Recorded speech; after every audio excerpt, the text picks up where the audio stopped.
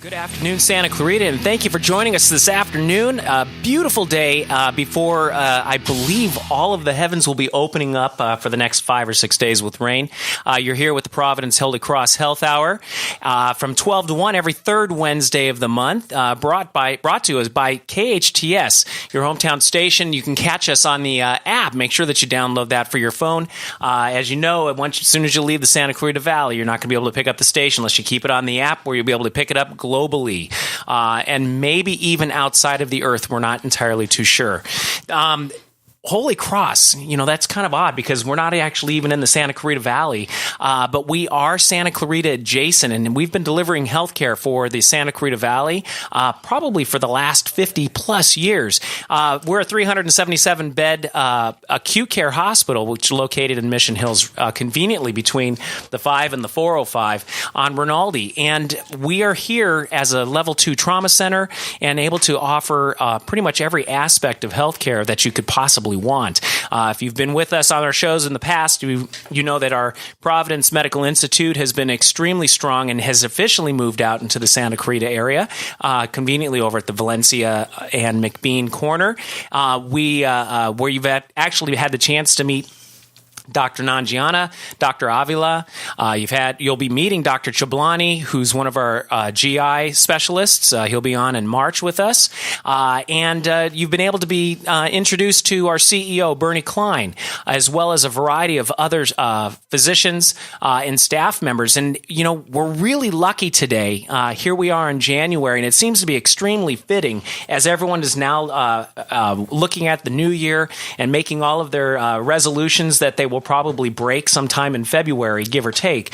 And it seems to be that most of those resolutions are going to involve trying to improve their health. And that's part of what we do over Providence Holy Cross. Is our job is to assure that everybody's health improves. We want to be a part of that if we can get everything to improve. And one of it starts so simply. It's like our car. Your car runs best if you put the right gas in it. And that's kind of what we're going to talk about today. We're really lucky to have Bless Masatani, our clinical dietitian over Providence Holy Cross. Now, she's a marvelous individual.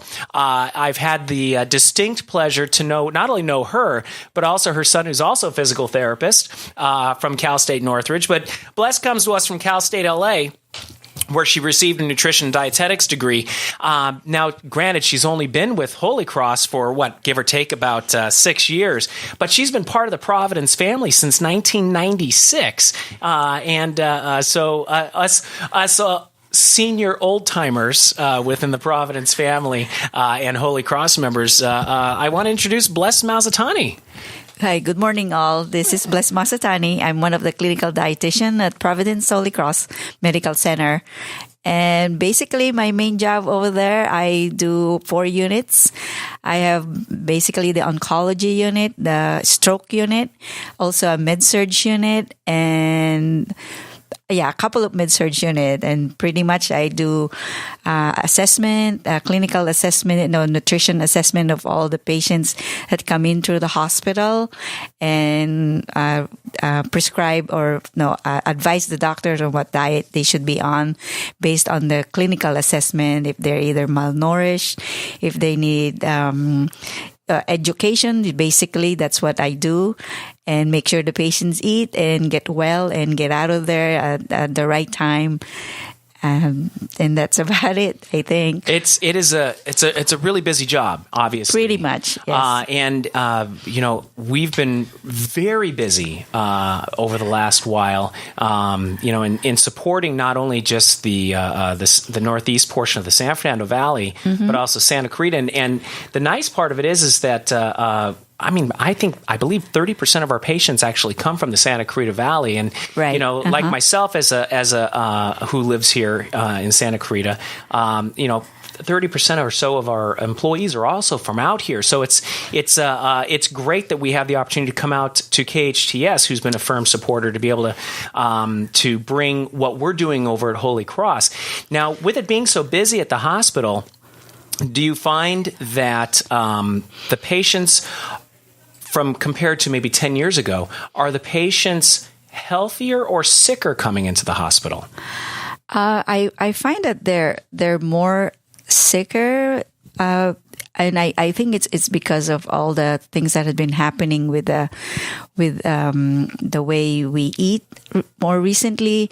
Because as you know, the latest craze now is like when people were told not to eat a lot of fat, but then we get bigger for some reason, and I think it's because of the way our lifestyle has changed in the last 10 years as well, though too, or maybe more, because I know people now are not as active as before that used to be, and with the advent of the technology, we sit more in front of a computer than going outside. That's one of the things, and then when we do eat, we tend to eat more of the convenience foods that are available out there, and obviously that's a business, so the business community caught onto that right away, and obviously they cater to that more, and as obviously like the moms that are more working, so the convenience is a lot easier, to get food from outside instead of doing it on themselves at home. Right, and it is true, the convenience of it all seems to make things a lot easier on the person who is at home if they don't know how to cook, if they don't know the correct foods to prep, and because it is a requirement that both parents are having to actually have to go out and work. Yes, and depending on the age of the child, that they're going to be maybe left to their own accord for a portion of that day, and that becomes a question of what type of decisions that we make. And it's interesting because we can talk about some of the fads right now. Mm-hmm. And I say fads because there's no one specific answer to diet. Is that right? No, there isn't. No, and it varies from person to person. It varies on their health. It depends on things, different comorbidities or different processes or disease processes that they're battling with presently. So the low-fat, high-carb diet. The low-fat, high-carb diet, right. Well, what a lot of people don't understand, though, too, is when you do eat extra amount of a certain amount of food like carbohydrates, if you eat too much of that, it turns into fat in your body anyway, though, too. That's because it is extra calories. Correct. Right. And it's really easy calories for the body to break down in order to be able to actually store. Right. Because the other thing, though, Tommy, though, too, if you look at the food labels, of food that are claims to be lower in fat, if you look at the other labels, part of the label, the sugar is higher.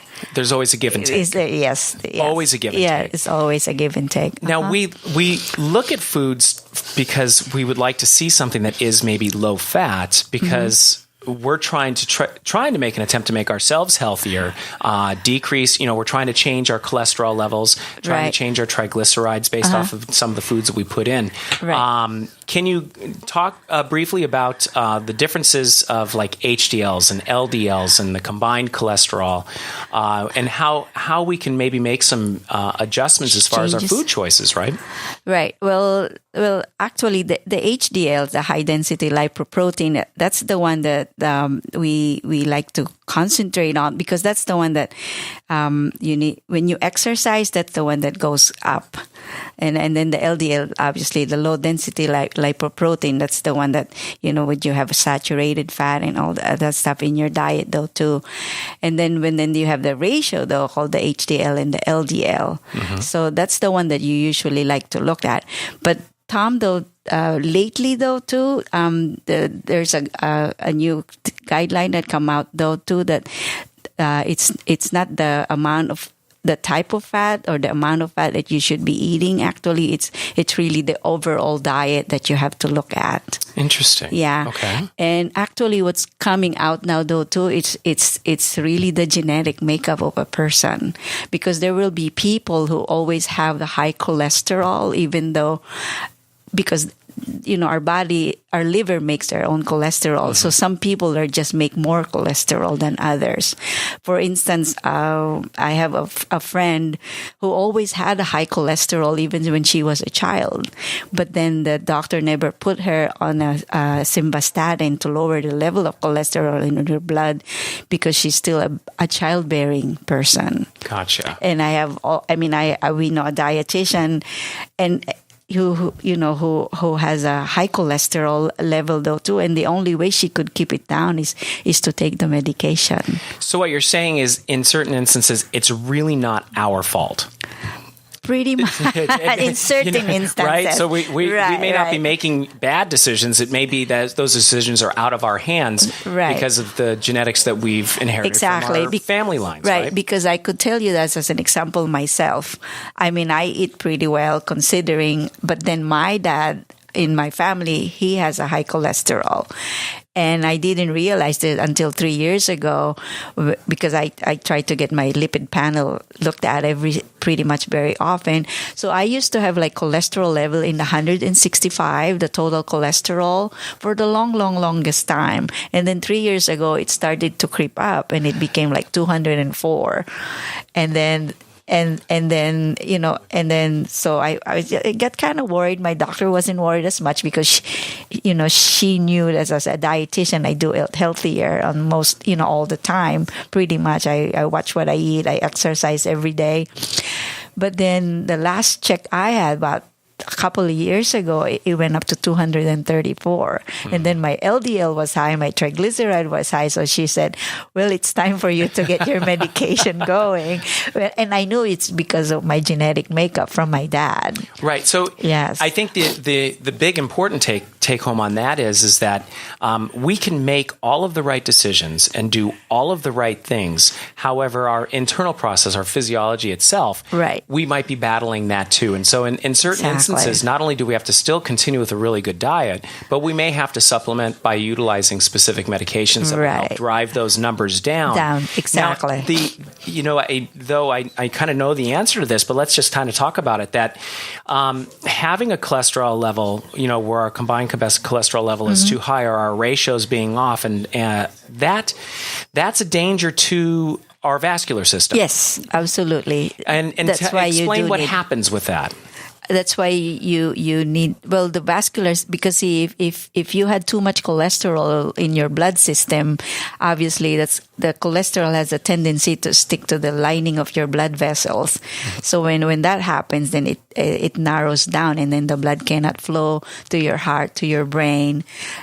And then that's where you will be at risk for a stroke. Correct. When that happens, which is called the thrombose. Right. Yeah. And so this isn't something also that occurs overnight. This is something that actually occurs over a long period of time. And it's silent, too. Yeah, unless we're actually looking at our numbers. You mentioned having a lipid panel done as part of your physical. Yes. Doing that regularly. Especially if you're at high risk for it, though, too. Because I know, like, I started taking the Provocol, the very low dose of Provocol, about 10 milligrams in October.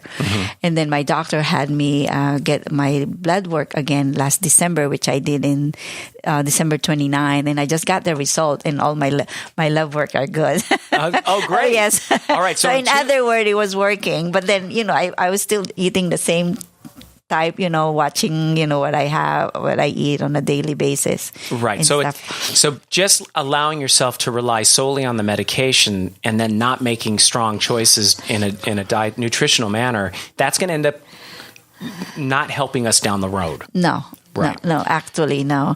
That's because I don't know, because we do have the continuing medical education in our Holy Cross on Tuesday and Thursday, and one of the doctors that came in one time was Dr. Eisenberg, and he did talk about simvastatin, right? And that's what he said, because as we grow older, our metabolism slows down, but let's just face the fact, our organs starts to fail too. So you do need that help. We're like a car. Yes, pretty much. It just takes a little bit more work to keep it running as it gets a little older. I understand. Right. So we've it's not just what we're putting in, but we really need to know our baselines. And so it would be recommended that prior to starting any type of nutritional change or dietary change, it would be worthwhile talking with the physician, having a good thorough workup, because that'll help direct that, right? Right. Physical. Yeah, the physical examinations. And because as you know, we're always bombarded with what's going on and what's the latest craze here and there. And, unfortunately, the internet, there's a plus and minus about the internet as far as, the advantage and disadvantage of that. Because we would see people who would come in and they have this list of, information that they got from the internet, but then, they don't have it's not really because anybody, like I always said, anybody could be a nutritionist. Right. Even a dog could be a nutritionist. Right. And then there's people they read somewhere along the line. I said, "Oh yeah, this is the advice for you," because I would see that in patients, and I do try to listen to what they have to say, but then it has to be an evidence based on science and what's going on. Right, and I think that's probably one of the pieces that we find is that in general, the internet and TV and the such will throw us images of what we may hope to be able to be like, and in order to be able to sell their plan as best as possible. But that plan doesn't work for everybody. No. It may work for some. Right. Even way back when, what was it, the Atkins diet? Yes. Itself, which was extremely effective in being developed by a cardiologist, with the goal primarily was to decrease cholesterol. Right. And what the end result was, people were losing weight tremendously while being on that. Right. And, but with a risk. But the thing though with the diet or fad diets, I could not specifically say on which diet, it's very hard to maintain yourself on it. Right. That's the only thing though too, because as you know, Tom, if you talk to a dietitian, a dietitian will not tell you to stay away from certain. It's always been a complete package of it. The one dietitian will not tell you to stay away from certain foods. Right. They will tell you if you watch your portion. Your portion size, if you watch basically the amount of when you eat out, you watch what you order, based on those things. Yeah. So what you're saying is moderation may come into effect. Exactly. That's the word I'm looking for. Moderation is always the key. It really is the key. Right. And what we find in a lot of those I'll say fad diets, and in certain instances that a person's physiology may require them to lend themselves towards a certain eating structure versus another eating structure. Right. But that should be decided upon not by what somebody sees because their friend had great results off of a diet, which theoretically the word diet actually has the word die in it, which means short-lived. So so really we're trying to do a live it, right? We want to do something that we're making life changes. Exactly. Because there is not an easy fix. No, there's really not an easy fix. So what we're looking at then is we need to follow up with our physicians, get a good understanding about how our general health is, get a general understanding of what our blood work looks like, because that'll tell us how well we're doing with our present diet and present situation, how our present health is, our cholesterol levels, our ratios of high density, our HDLs to LDLs, taking a look at our triglycerides and the such. And that's going to give us a much better chance of being able to then have a marvelous conversation with you as well. So I know we're going to be hitting into a break here in about a minute or so. You're with us here on the Providence Holy Cross Health Hour, being joined today by Bless Masatani, and you're with us here at the wonderful KHTS studios in New Hall on what's getting to be a bit of a cloudy day. We really appreciate everyone joining us thus far. Again, follow us on the KHTS app. And I think we're going to be going for a small little break right now. We'll be right back with Bless. You're with KHTS, AM 1220, your hometown station.